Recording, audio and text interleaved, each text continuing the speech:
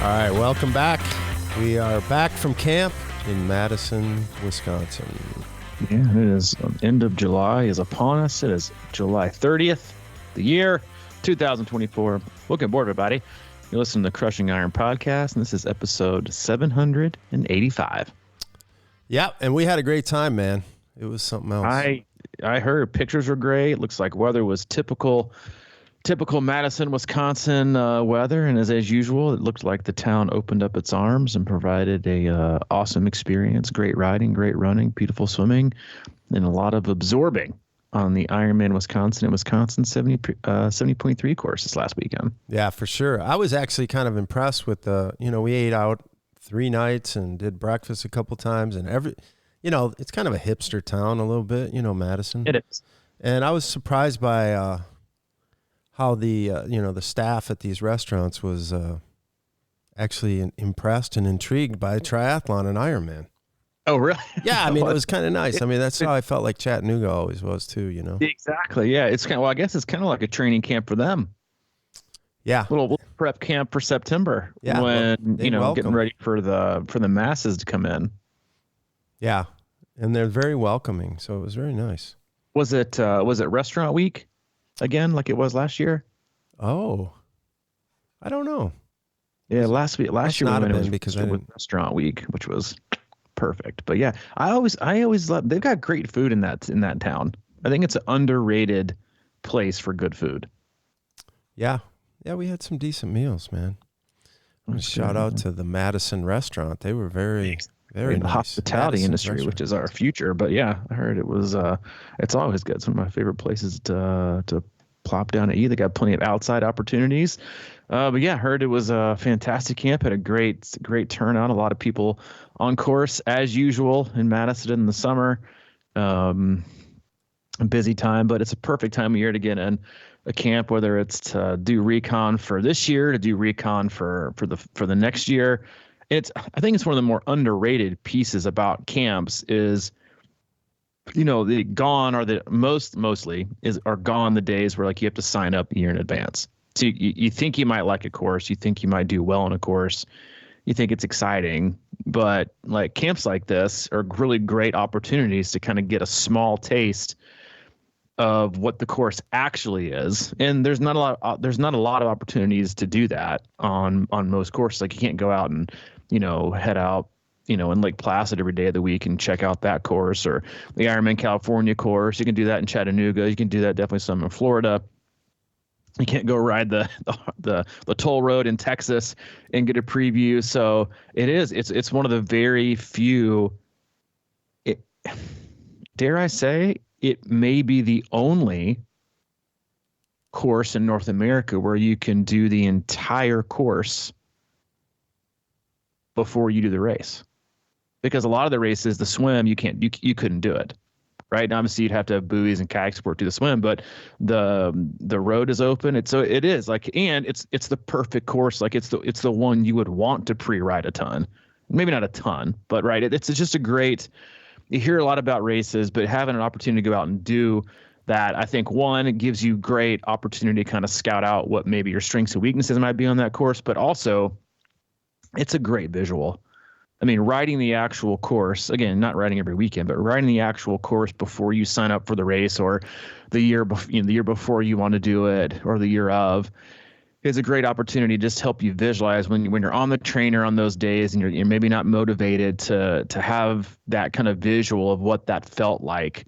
You can do the virtual course all you want to, but like you said, that Wisconsin course adds a little bit of mileage to the body, I think, just with the nature of the roads and the turns and the terrain. And so that's just something that I think, again, great opportunity, whether you're doing it this year, next year. Had a couple athletes that signed up last minute because they were going to do a race instead. But a weekend like that that you guys provided is just a great opportunity to get out there and do a course and do hard things. And more importantly, do it with some pretty awesome people. Oh, yeah, for sure. I mean, we obviously did the whole course. I mean, we got in the water. It's always open. They've always got a little buoy area. You just kind of walk down to the Ironman start and jump in. And we did have buoys Thanks to Glenn for sitting in the inner tube out there and being buoy number 1 or 2, I guess. That's what you do when you're retired. Yeah, he was just chilling out there, and people would swim around, and we had 2 sup boards out there, and we created sort of a mini course in the same direction as the Ironman course, and it worked out great. People would just swim laps and get the feel for the water and the scenery, and of course the bike. It was awesome as usual. Challenging. It's my favorite awesome. body of water to swim in. Yeah, it's really nice for sure. And we'll get camp dates out again for that for next year, and maybe even halfway try to do a better job of promoting it. We're terrible at that kind of stuff, so we'll do that. We'll get those camp dates out, and again, it is just a great opportunity to ride a course, but also just to get out and do hard training on a hard course.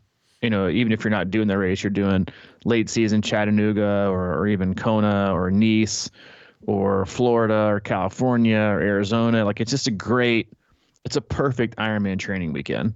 We're not out there doing track workouts, which are, pretty much ridiculous, I think, for Ironman prep anyway, and for most people. But it's just a good opportunity to get in a lot of long, hard miles that seem, I was reading through the comments of my athletes that were there, and every single comment kind of ended with, and it made it, and it went by that much faster, and it made it that much more fun to do it with other people. Because again, like, so much of our training is alone. Like, a lot of these camps that we offer, you get great training, but they always kind of, hopefully they come at a good time where you kind of need that last minute jolt, right? So you're thinking end of July, there's not many fulls in August, if any, here in North America. And then you got, September, October is full of them.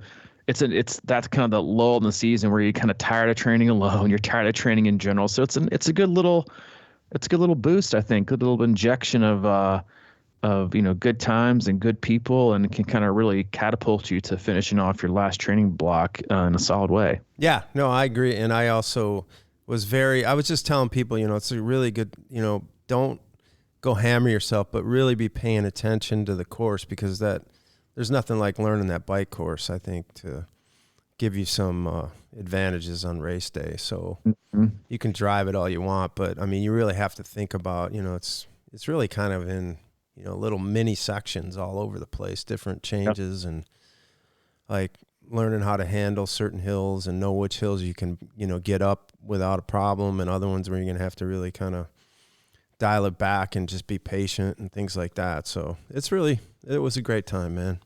Yeah, that's awesome, man. Awesome. We put out a call for questions last week for a Thursday podcast, but with the camp coming up, we just didn't get to it. So we're going to get to those today, and we're already running a little bit behind schedule, so I'm going to skip the intro that you already all know and love. Before we get into that, I was not up at 1 a.m. this morning watching the men's triathlon because it got postponed. Both men's and women's Olympic triathlon is tomorrow. And I think the women start at 1 a.m. Central Standard Time, and the men are to follow. So I'm pretty excited about that. We'll do a small little recap on that on Thursday, but I think it's gonna be it was really interesting to see what happens with the course, and hopefully they swim, because if they don't allow the swim because of the water quality and it makes a duathlon, that's just a 100% total failure on all parts to not have a backup plan to make this an actual triathlon. It's like, it's like canceling the backstroke and making all the people do breaststroke in the finals. Like, it's ridiculous. And I think I read they spent like 1.5 billion to try and clean up that river to make it swimmable, and it's still not swimmable. So, but anyway, I digress. Yeah. Is that why it was postponed? Yeah. So especially this morning, it's one day going to make a difference. They say it's going to make a difference, so we shall see. I'll be incredibly disappointed, as I'm sure. I think I saw most athletes were quoted yesterday saying, "I'd swim through anything for the race to go on." I know, right? It's not going to downstream river. They're going to get sick, but they're not going to get sick till afterwards. Not race anything else. Just let them do it. I know it's about safety and all that kind of stuff, but I guarantee if you asked every athlete out, even probably the worst swimmers that would, were like, yes, please, not. They want it to be a triathlon, because they want the last thing I would want is to win a gold medal and it have an asterisk by it. Swim was canceled. It was because all people are going to do is say, well, you wouldn't have won, and we don't know if you would have won because if there would have been a swim, things would have been different. And given the course itself doesn't really lend itself to any breakaways potentially, with the swim and the bike course the way they are, it's going to be probably a run race. But still, I mean, that's the thing. Like the last thing I would want is an asterisk by my gold medal. Swim was canceled. Duathlon. I wouldn't want that. I don't want that for any of the athletes, and selfishly, I don't want that for me as a spectator. I'm with you, man. Hop into the first question of the day. Alan Stenger. Alan. What is your, top contributor? Mm-hmm. What is your preferred method to calculate max heart rate in heart rate training zones? There seem to be many differing approaches to determining both. Just wondering if you have a go-to approach and you found pros and cons, different methods. Yes, I think the heart rate test in general is one of the more confusing, quote unquote, testing when you're trying test you can do, because there are so many different testing methods. There's so many different calculations, percentage based. Yes, obviously you can make the time to go and do, some laboratory testing, but not everybody has access to that. Even if you do it, you're not going to make the time to do it frequently enough to where you're going to be able to adjust your zones back and forth. So the two, there's three kind of more popular style, maybe four. There's a lot of popular styles. The two that I'll just talk about the two that I generally go with the most, and then the pros and cons between the two. So I use differently for different athletes and different times of the season. So I will use the like Phil Moffattone's formula for low intensity, tons of aerobic work, because it's fairly accurate, which is 180 minus your age, not 220. And then do the plus, it's 180 minus your age, and then it's plus, a plus 5 or a plus 10 or even a minus 5 depending on your current conditioning. I found that pretty close to like a aerobic zone, like a zone 2 cap for heart rate for most athletes up until the age of 45 to 50. Damn. After that, I find it very inaccurate. So again, it's got pros and cons. There's also no formula for that I found useful to push like on what to race at or push to for thresholds. I also like to use the 30-minute test. So you do I'm not big on max heart rate.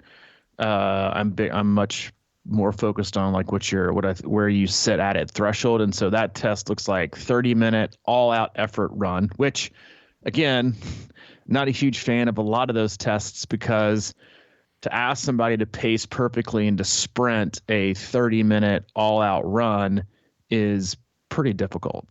And to pace it correctly, especially this time of year.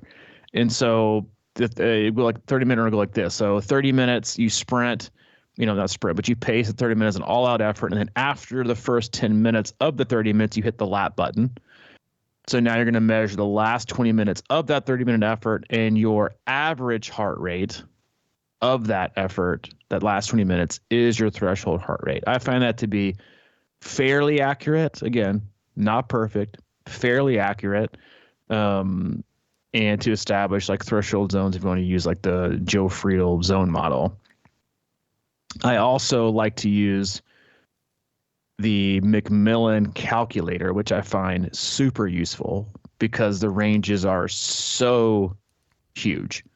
And that is just simply getting like a 5K time and then plugging in the 5K time and then current, which is your current fitness, and then forecasting what your 10K, half marathon, or full marathon goal is.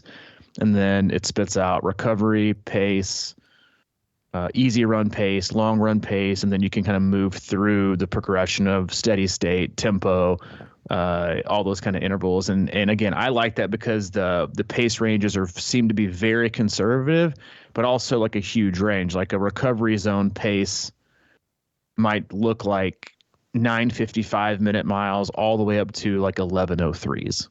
So it gives you a giant range depending on what you feel. And so I really enjoy and see a lot of value in all three of those. The 220 minus your age plus X is not my favorite. Max heart rate, again, not my favorite, because that could also be easily manipulated by lack of sleep, high stress, temperature, terrain, current, conditioning. So, I like to use that. And then that's for a specific population of athletes. The other ones, I'm always going to be huge on running off feel. To me, the easiest way to not obsess about that is, if you can breathe in and out of your nose pretty much the whole time, you're kind of in your first ventilatory threshold, which is like zone 2 and below. If you have a hard time holding conversation pace, it's like, zone 3. And then I think we all kind of understand and realize what feels like zone 4 and zone 5. And to me, that's my favorite. That's the way I train. And a lot of athletes is just kind of going by feel and pace and understanding all those, because I think it's important not to just focus solely on one single method to train under, whether it's just heart rate or just pace. There's a lot of ways to make mistakes just focusing on one. I think it's important to kind of take everything and put it together and see what happens each and every time, and then kind of take the information you have, and then make the best decisions you can going forward after you see all the information. Mm. Well, you said it, man, but you said you don't like to look at it when somebody's 45 or 50, the 180 minus their age, and because it should be lower. Because no, because a lot of them are like, so if you take 180 minus your age, right? If I take you, you do 180 minus your age, you're going to be at zero. Yeah, you could be a zero. You're gonna you're gonna be like barely walking some days. And, I know. And especially like it just doesn't take into account like lifelong athletes or incredibly sedentary. Well, athletes. yeah. So it just the range is too high and too low. And there's also athletes like that I work with that have really, really, really huge outliers when it comes to heart rate. Like there's a guy that I work with who his like when he goes out and races a half marathon, he's 39. His high heart rate's 128. Yeah, I know. Right. And then you got other guys a little bit older and they're out there running like low 160s. And so there's way too much variance with a lot of people. And then it's also very dependent on, unfortunately, with the amount of people that are on medications these days, that also has a huge fluctuation in that. And so you ask somebody to go out and do one of these tests and they're on meds, or they just got off meds, or they are having high coffee. It could be like a 10 and 12 beat difference.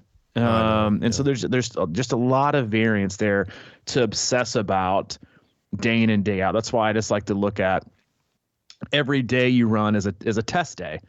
Every day you train is a test, right? It's an opportunity to calculate and gather information about your session. And then what happens? You look, week after week after week, and if you're out there running, constant 150s heart rate and your pace gets drops, where are you going faster? Or if you keep the same pace, your heart rate drops, we're getting fitter. Like that. That's the way I like to look at things, because it takes everything into account and looks at trends are always more important than tests. Yeah. And tests are they're too infrequent to really make a judge, and they don't allow enough wiggle room for the days where you feel great or the days that you feel terrible. Yeah, I agree. The long term, and that's when you mentioned when you do a 5K or something. I love just kind of seeing out of the blue sort of these 5K, 10Ks. I'll look at that. We'll get in and we'll take a look at the ranges a little more, because I'm just like you're right, man. For me, I've ran a half marathon at 172.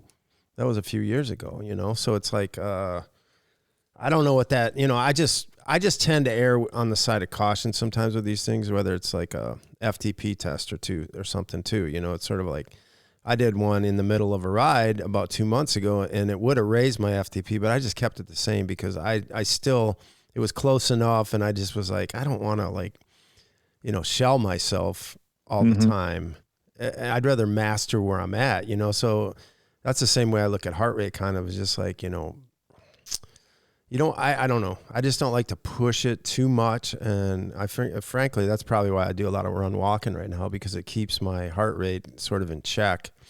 and it just sort of keeps it in the range, and I feel good, So it's just very, and it is amazing how much it varies. Like some people, when they try and test it, they just can't do it right. And so it's way better just to see it kind of in the flow of training for me. And that's where you see the biggest differences. And that's also like when you, as a coach, is that what I also find is it can kind of lull you out of paying as much attention as you need to pay attention, because you just trust that the zone is the zone and it still is the zone. When the fact of the matter is when you start working with a new athlete and they give you, like, oh, well, I did these are based on my zones last, July, and you're looking at like 13 months ago. You're like, those are no longer valid, and the likelihood of them even being valid 2 months after the fact, or else is also probably not there. And so there's just like, there's so much that goes into it. So if you don't pay attention and like constantly look, pace, if you open up a run and you see heart rate and you see pace, and by looking at athletes, sessions, almost daily, I know exactly what they're going to say before I read their comment. If their heart rate's up, and pace is slower, then I want to know what happened today, or what were the circumstances, or what got us to that point. Same goes for, the other way. Man, that was a great run. What's going on? How did you feel? That is the biggest piece of the pie that it continues to not get recognized, is continuing to ask people how they feel, and what's going on. And I think when you get caught in that kind of set it and forget it,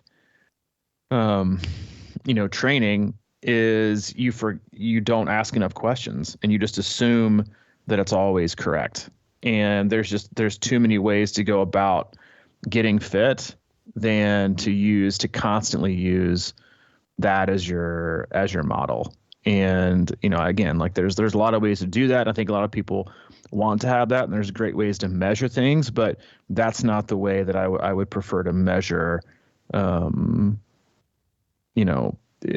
constant improvement, is just by simply trying to test every 3 months. Because honestly, after a month, it might be already outdated.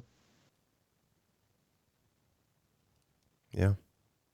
Question number 2. We already spent too much time on question number 1.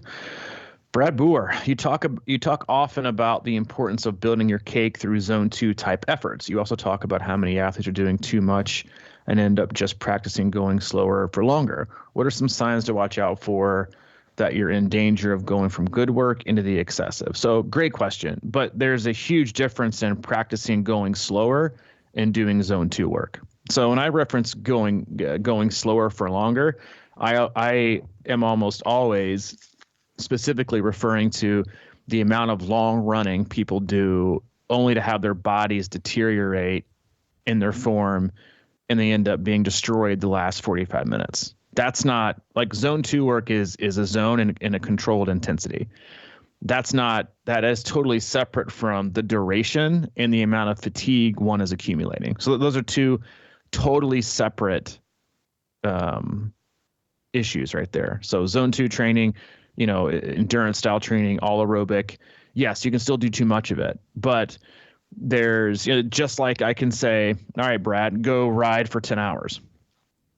Well, you're probably not ready for 10 hours. So you'll get the zone 2 benefit for the first, if you're trained for 3 to 4, you get the zone 2 benefit, up to maybe 5. And then after that, you're going to see such a pace and heart rate variance that we're no longer in, right? Heart rate's starting to climb.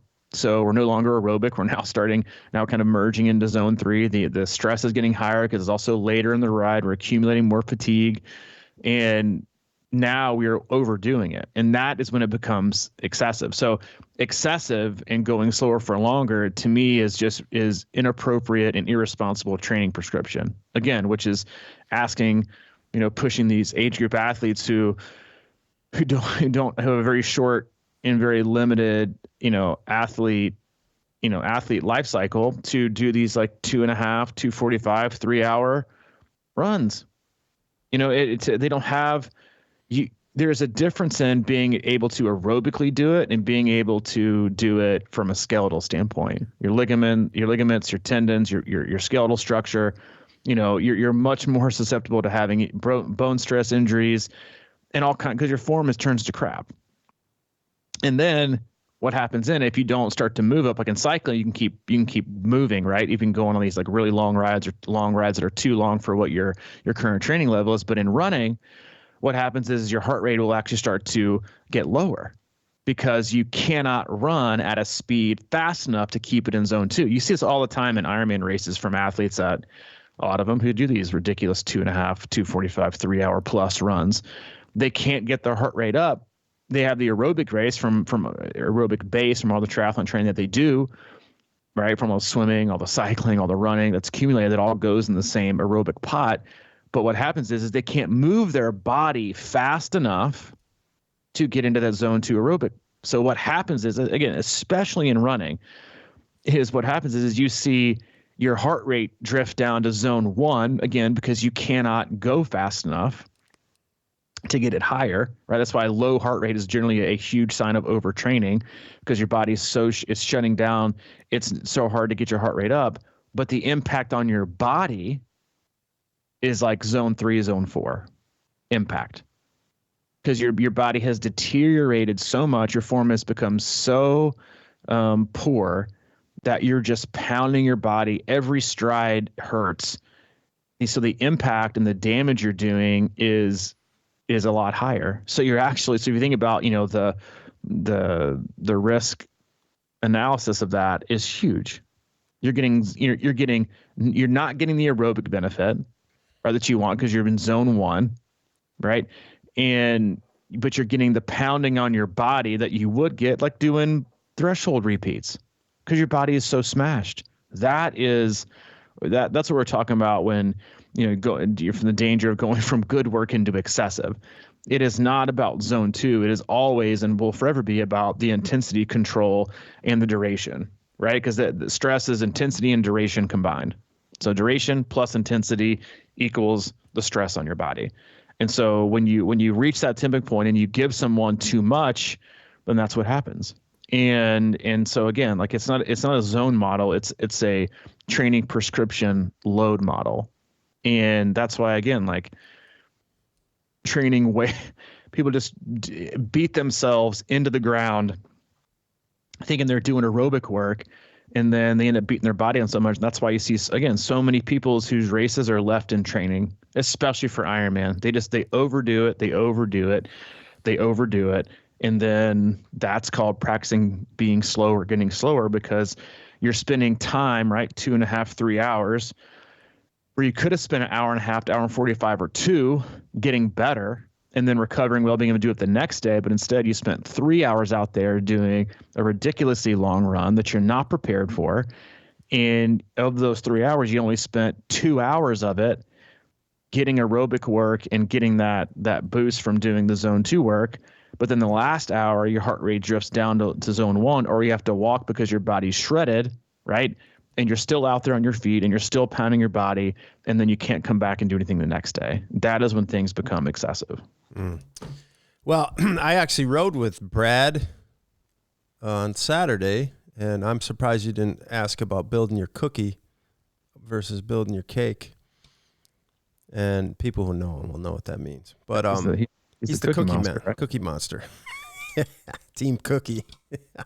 Anyway, but yeah, man, what you're saying about that heart rate on the run, I've noticed that in races, you know. So, and I tend to think it's probably because I overbiked, and all of a sudden here I am in this like crazy place, and I'm trying to get my heart rate up, and I'm like, 90 something or whatever, and it's just like, what the hell, and you know, so that feeling it resonates big time.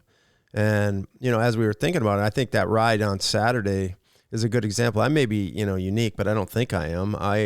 We rode 2 loops, and on the first one we sort of took it fairly easy, and then, which I would have called a zone 2 ride pretty much. And then on the second loop we went a little harder, but I still call it a zone 2 ride because I was feeling better, and you just sort of open up. That's sort of one of those things I always think about is sometimes when you come out hot, man, and you get that heart rate up, it's going to stay up. I have a hard time, I think most people have a hard time getting it down once you're going. So that's why I'm always such a fan of really kind of taking because it's one thing to kind of be warmed up, and I guess after a swim you are, but like just to go out and start cooking it up there in, you know, upper zone 2 right away, and then the next thing you know, you're going to get some drift and pushing it out there. So like for me, it's all about the gradual, you know, when I'm in my best state, you know, taking it to the point where that heart rate just slowly kind of inches up over time rather than, you know, spiking right out of the gate or getting it going so fast. And it just makes everything so much easier because like zone 2, well, I mean, again, you're talking about effort and how you feel and stuff like that. Sometimes when you're out running, if you handle it right, you can get going in 5-6 miles in and you're breathing so much easier and going faster. And that's kind of how I think about it too. It's like, man, it just feels so much better. And I don't know if that's just my body and my veins and my heart and everything just kind of working out and getting better, and where your you know, your workout can feel much easier even though your heart rate is drifting up just a little bit more than right around the top part of your zone. Yeah, and there's just, again, like that's, again, going back to the question above, it's another great example, right? Is you tell somebody, right, that maybe, again, especially if you're working off a training plan or you're self-coached and you go and you make up these, you think you get zones, right? And again, the zones could be and very well likely are inaccurate. And so you get those zones and you plan out your weeks. And then you get to your day where you're supposed to run at X heart rate, right? And you can't reach it because you're overtrained or / under recovered. They're very similar. And instead and then you race, or you try to run even harder to meet your zone. So an untrained eye, right, is going to look at it in one of two ways. One, I'm getting fitter, right? My heart rate was lower. I couldn't hit my threshold heart rate today, and I got my speed, but maybe I'm just tired. Or that's the answer, is you're just tired. Not that you're getting fitter because your heart rate's lower, right? You're having a hard time getting up to speed. But if you chase that, that's what happens. And again, that's why, again, like it's all about intensity control, getting the right amount of recovery, and, you know, again, playing the long game. And again, like there's way too much excessiveness in most training plans that you can purchase, or these books. Like I know the Be Iron Fit book, I've had a lot of athletes come from that book and they're just destroyed with the amount of work they're asking these usually unfit, unprepared, brand new Ironman athletes who are just getting off the couch, and they go in Amazon. They want to take the cheap route and pop a book on Amazon, and it doesn't go very well. And it's way too much and way too demanding, and it totally disregards the overall athlete development that you should want for yourself and that coaches want for their athletes, to make sure you're staying on a right trajectory. Again, not ending on your retirement race, which is your Ironman. If it's your bucket list race and all you're going to do is that you're going to quit and sell your bike, then have at it. But you're still not going to get the best out of yourself. You're just going to get a medal in a swag bag. And that's it. Mm-hmm. Paul J., another top contributor. Strategies and training for specific races. I was doing 2 swims a week leading up to Oregon 70.3. I feel like I could have done 1 swim a week and bought an inner tube to practice floating down rivers to still get under 30 minutes. Yeah, you know, this is a great question. And I think it's a good conversation to have. My thing with this is, and I get this question a lot because I make our athletes swim a ton, is for a race like Oregon, and if you're not familiar with it, it's one of, if not the easiest 70.3 swim on the planet. It's way up there. Maine was this last weekend, and it's fast too. Augusta's fast.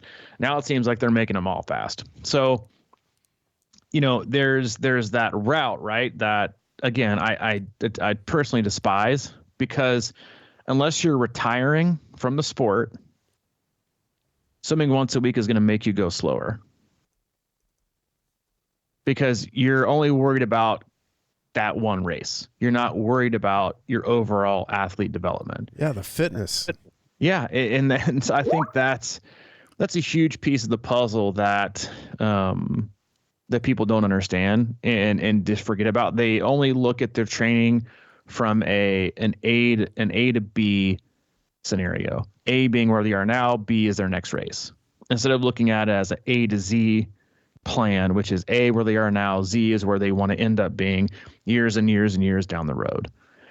So if you've got, Oregon 7.3, like, I'm going to swim once a week. You're not getting faster. In fact, you might be getting slower.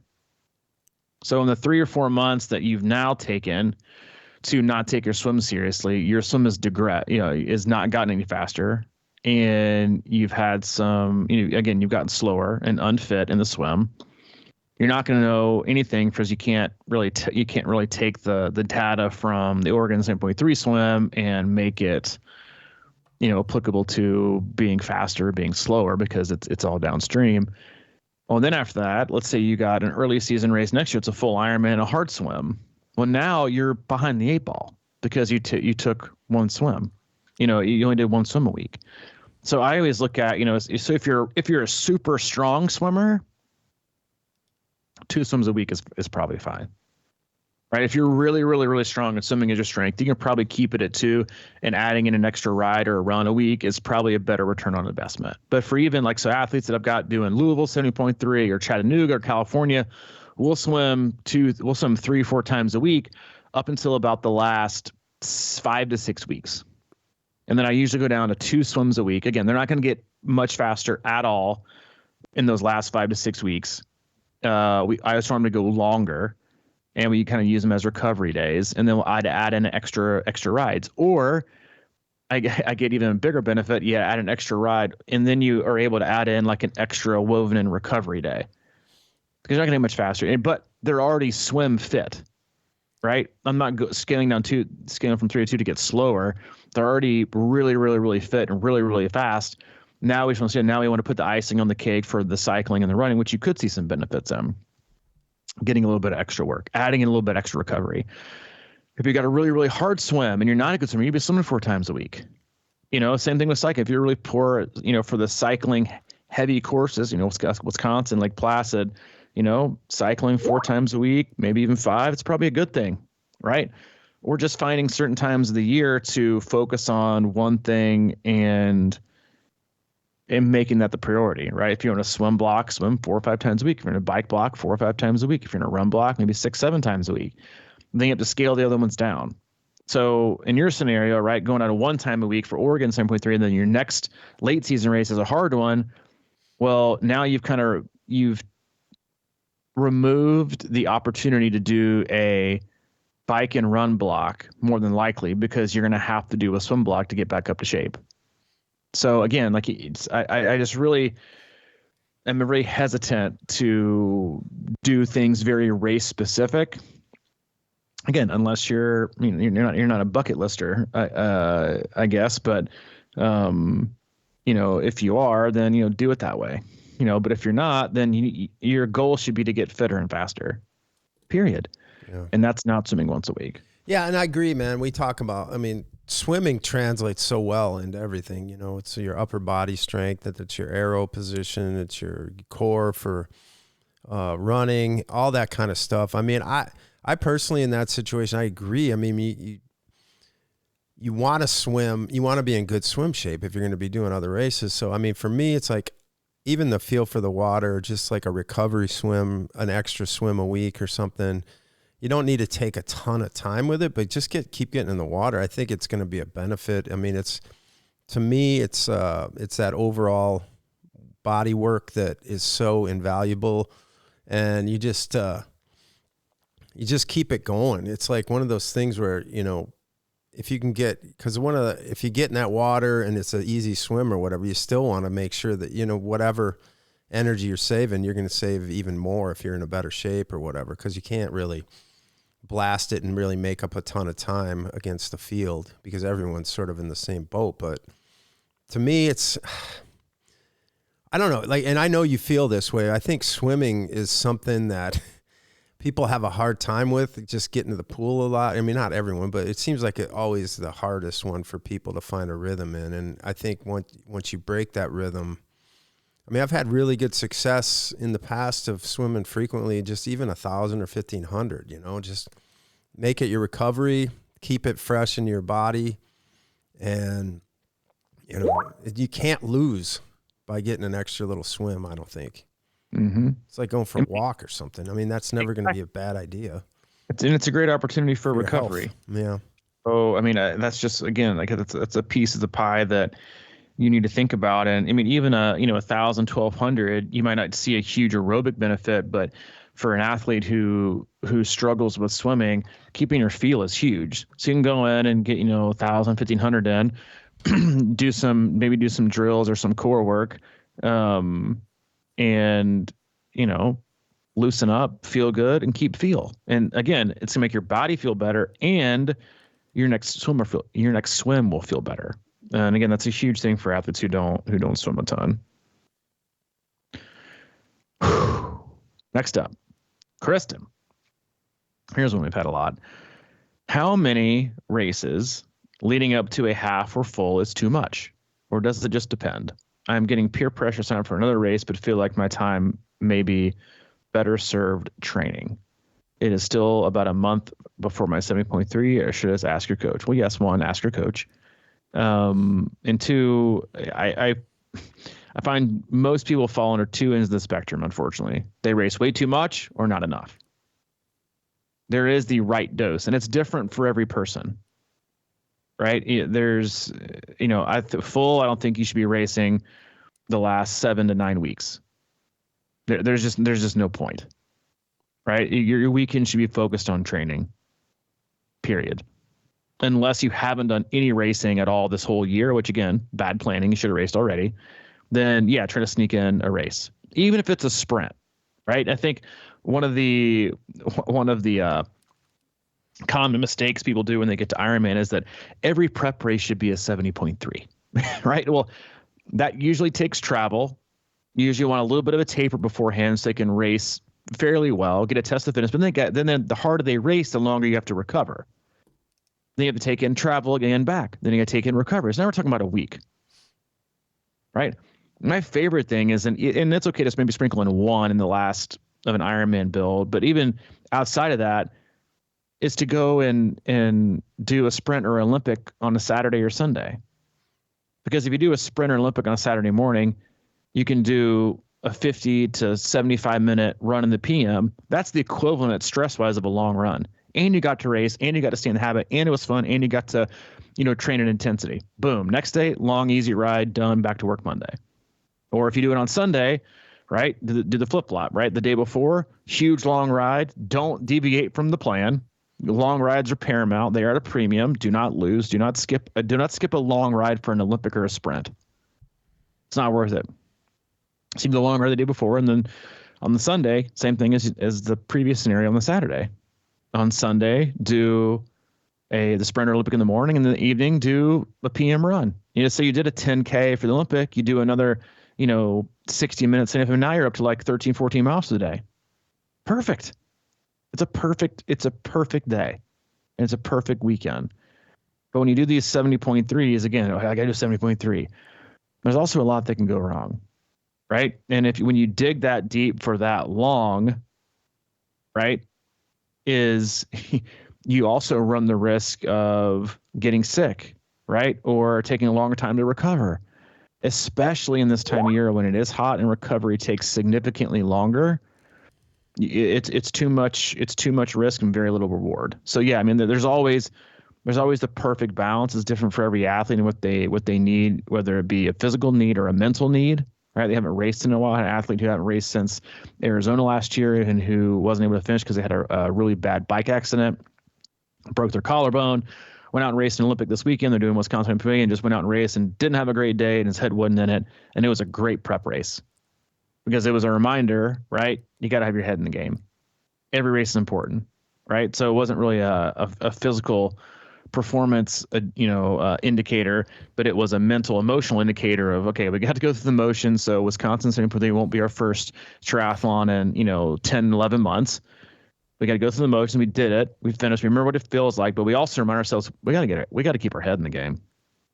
We can't just take it for granted. So again, it's different for every person, but if you're doing like, the fulls and 70.3s, an Olympic distance race, I think it's perfect the weekend before is 70.3, as long as you don't have to travel for it, and as long as it's not, insane hot. and it's preferably on a Saturday.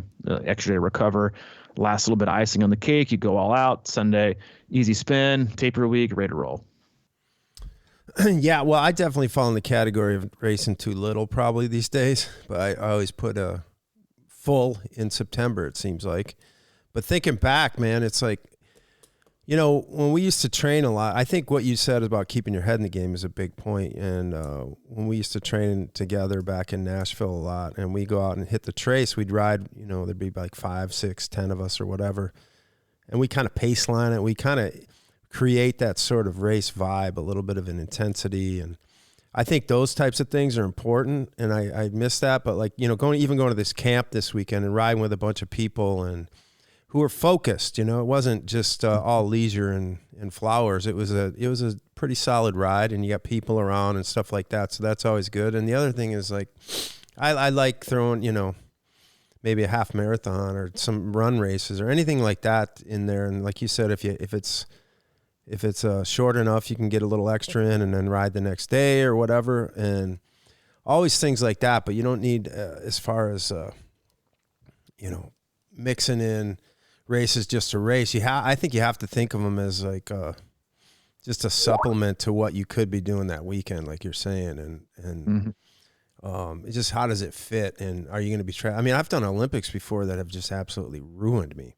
So, I think they're good. You just need to, keep that kind of thing in mind. Some days, I've done Olympics where I felt good the next day. And if you can, I think it's always good where you can kind of, you have to gauge that. I've also done, I'm trying to remember, I did that half, I think it was 4 weeks out from a full. And I don't think I would recommend that, but I went into that thing knowing that I was going to have to get right back on the horse, like after one day. And just be able to handle what was coming, which was pretty big stuff. So that I took the 70.3 fairly easy, but that's a part of it too, right? Is what are you racing for? How are you going to race? I mean, you can't just completely blow yourself out, because some people will get shelled on an Olympic, and certainly a half can do it if you're not racing smart. Yeah. And a lot of people, when they start racing really well, want to race a lot because they love that feeling. Yeah. And you maybe snagged your first two. Like I've got an athlete, another great example is an athlete who's just started working with this year, had an amazing year and PR'd every single race, and has got Ironman Maryland coming up. She did Ohio 70.3, 2 weekends ago, and had a sprint coming up this weekend. And just like loving, because I'm racing, I'm getting on the podium, I'm PR, and like, who doesn't love that? Right? Give me some more of that. But I remember like how we got there was not racing every weekend. Yeah, and a sprint distance it's not doing anything, right? It's just more. There's just more stress. And the last thing you need in your final Ironman block is more stress. And honestly, like if you've got momentum, let's keep it. Right? Let's keep this. Sometimes it's like then you have a bad race. You could have 5 great, and this is how triathletes work. You have 5 exceptional races in a row, and then you lay one egg. That's all you're going to think about leading into your race is the egg that you laid. Not the other races you absolutely nailed, but just the last one.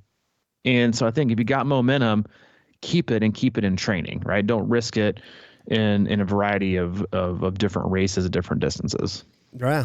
And look, I know it. There's nothing worse than when your friends are all out racing and you got a 5-hour ride by yourself, but we've seen it before where, the trade-off is it's like a patience game, and it's a discipline game. If you're out doing the work and they're just going to do a quick sprint and, go out and party all afternoon, it might suck mentally, but you're going to be way ahead by, sacrificing a little bit. Yeah, agreed. Next question that I'm not sure is answerable, but we'll try. And then, yes, we will see. Justine Myers, another top contributor.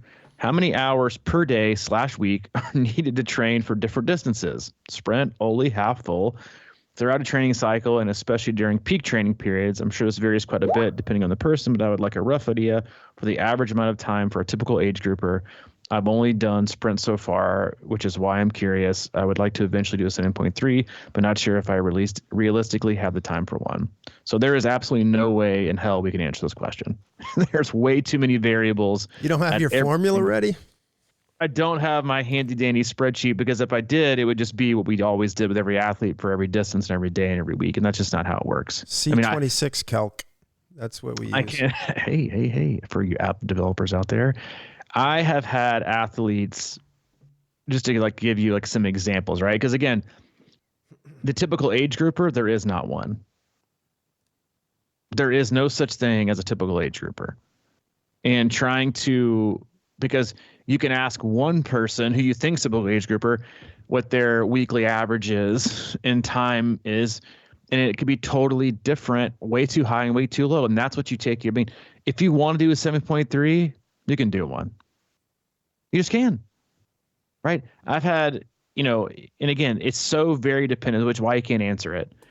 So many people have so many different life circumstances, right? Some people have the availability to train 7 days a week. Some people only have availability to train 4 days a week. Some people have full-time jobs. Some people have no jobs. Some people have part-time jobs. Some people are, shift workers. Some people are in this to be competitive. Some people are into it just to finish, right? Some people have been in the sport for 20 years. Some people have been in it for 10 months. It all is taken into account. I've had an athlete qualify for Kona, a male qualify for Kona in the 35, 39 age group, one of the hardest ones qualify, on an average of 11 hours of training for the year.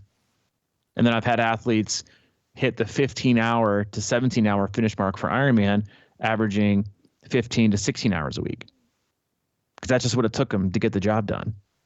And then you have athletes, I think training for a 70.3, I think you can average 8 to 10 and be more than fine, as long as you do it the right way. And again, but you could also train for an Olympic, right? Like I had a guy, Coach Matt, one of our coaches, Matt Clark, he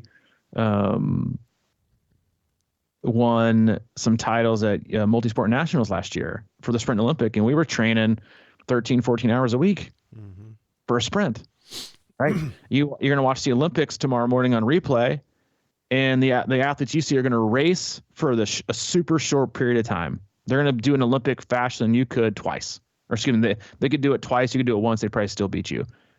They train 25, 30 hours a week.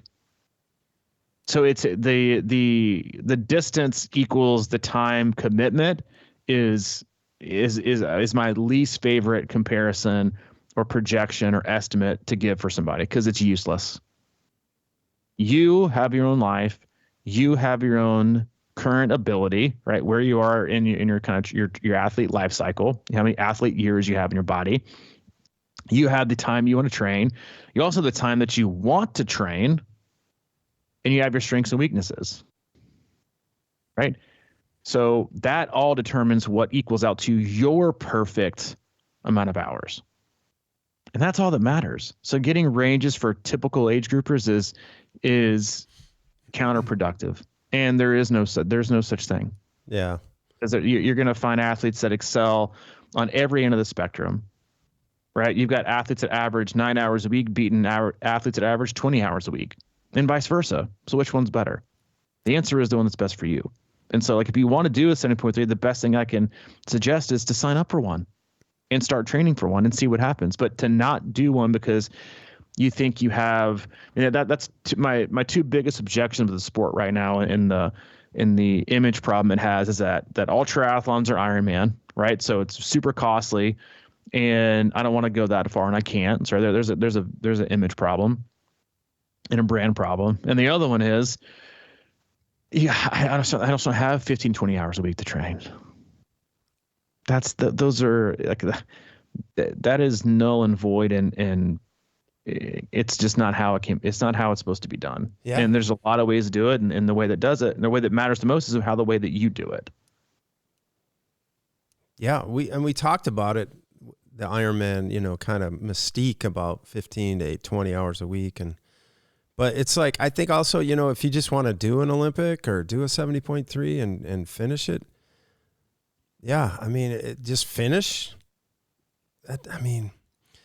I hate to say it's not that hard, but like, you got to put in work, obviously. But, I got a buddy who's training for his first Olympic now, and he's very, he's ridden a bike a lot of his life. He rides on, he's very comfortable with like a 25-mile ride.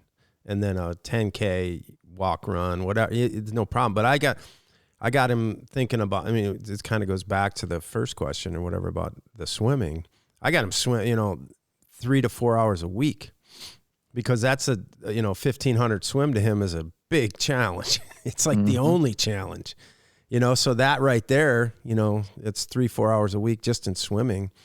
And then, but if you're comfortable on your bike, if you're not going to go out and want to hammer it, you're just going to kind of ride 25 miles or even ride 56 miles. I think it all varies. It's so variable, but like it depends on how fast you want to go. And,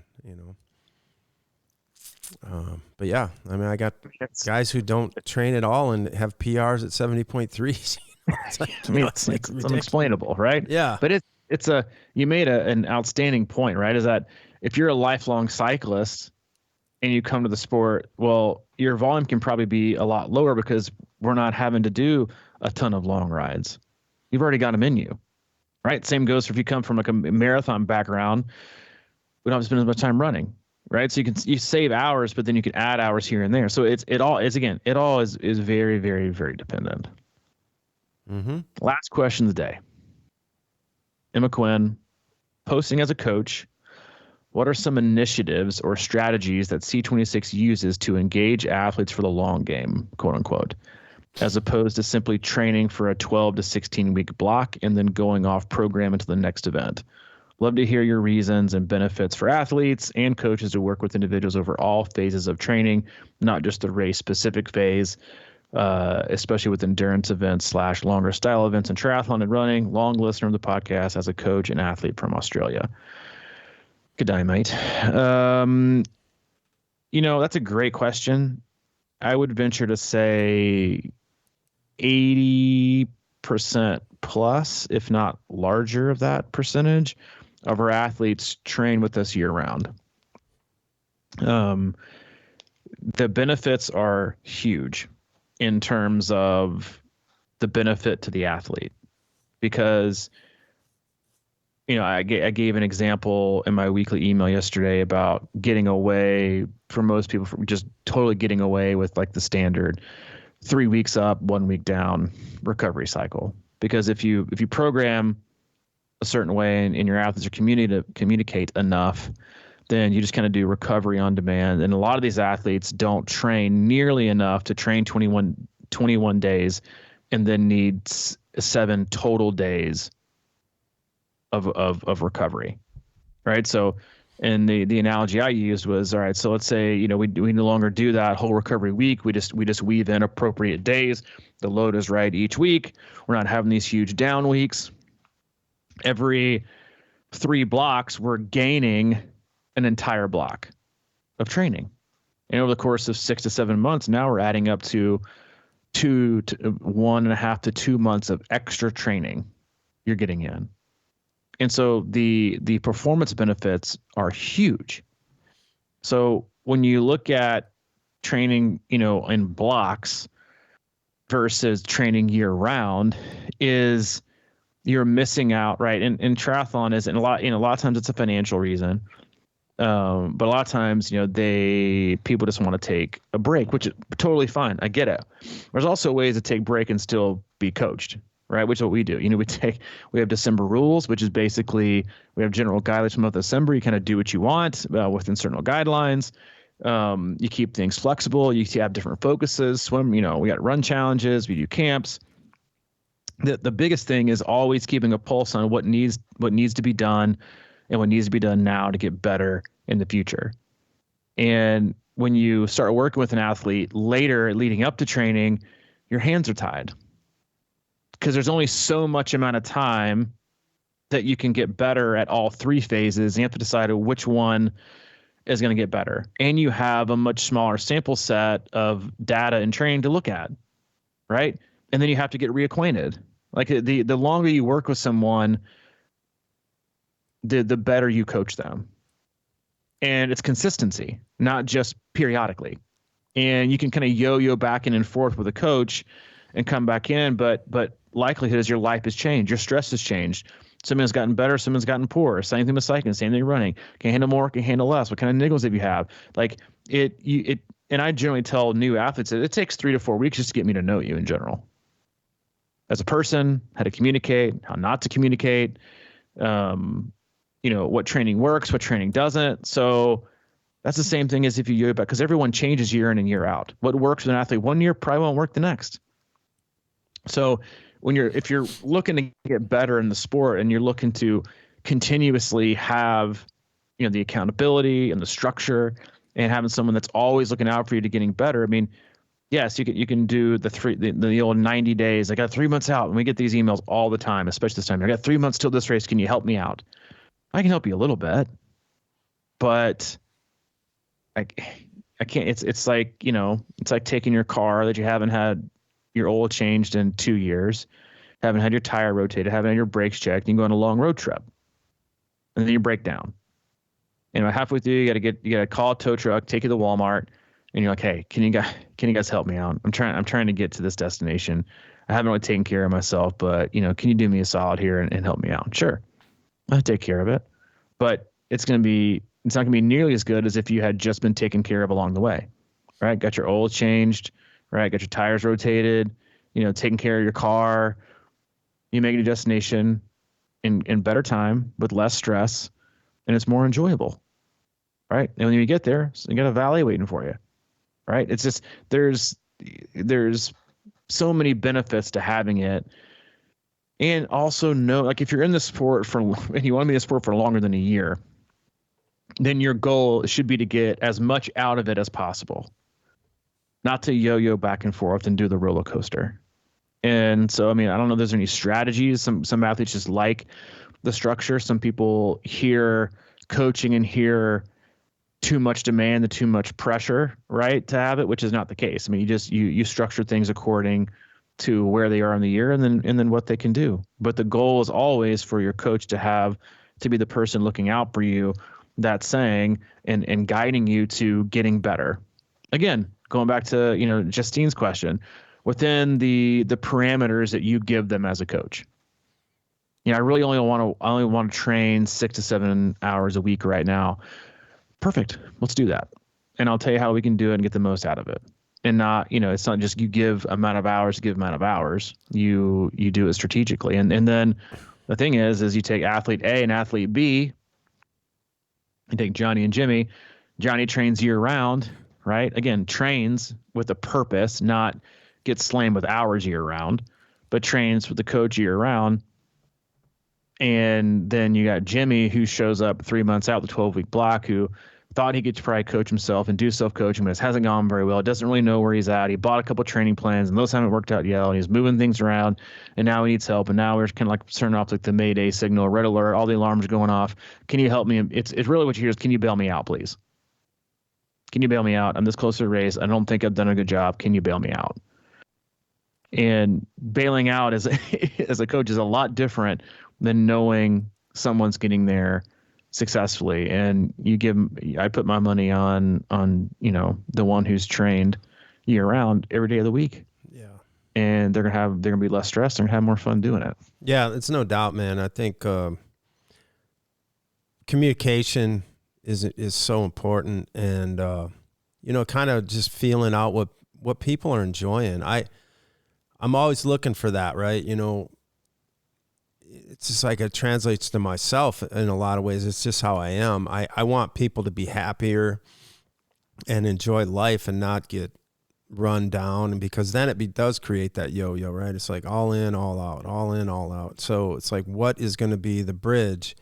And I'm doing that right now. Is just I'm doing things with my own training. I'm mixing in little things that are super enjoyable. It's kind of like what I was talking about with that 1,000 swim. It's just pop in and pop out. It doesn't always have to be, but if you're just moving and you're active and I think you're feeling better, you're going to be more apt to do the training that is on the schedule. So for me, it's kind of like, how do we make this an enjoyable process and what's feeling good? And like you said, I mean, maybe it's, there's all kinds of ebbs and flows with this. And sometimes people are into the bike, so let's go get it, for a while. And then we kind of spin into swimming or into running and things like that just feel right. And like you said, if people are moving if they're just doing things year round, and training doesn't have to be swim, bike, run, swim, bike, run, swim, bike, repeat for, 52 weeks all the time. And it can be mountain biking, gravel biking, things of that nature, or supboarding, or I have surfers, and, just I encourage that kind of stuff. I'm going to go surf. Good. That'll be awesome.